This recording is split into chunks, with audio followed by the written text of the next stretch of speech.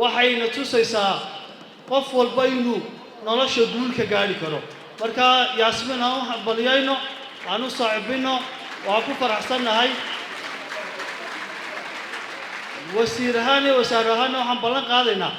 inay qofka koowaad ee shaqaalaha wasaaradda cadaaladda ka dhigno ayaan noqon insha Allah taala وما سنتي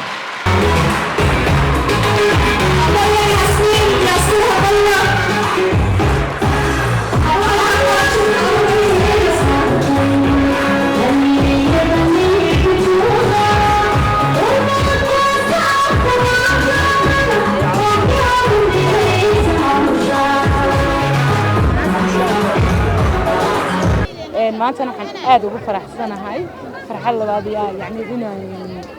wasiirka cadaaladda Yunis Axmed Yunis oo iigu ballan qaaday inuu shaqaysiinayo wasaaraddiisa oo shaqayga siinayo taasina waxa weeye waan ka gudoomay aad iyo aad baan wasiir u mahadsantahay adiguna dhammaan Iqra College iyagoo isku duuban waxaan leeyahay hambaliyo ardayda waan u hambaliyeenaynaa aad iyo aad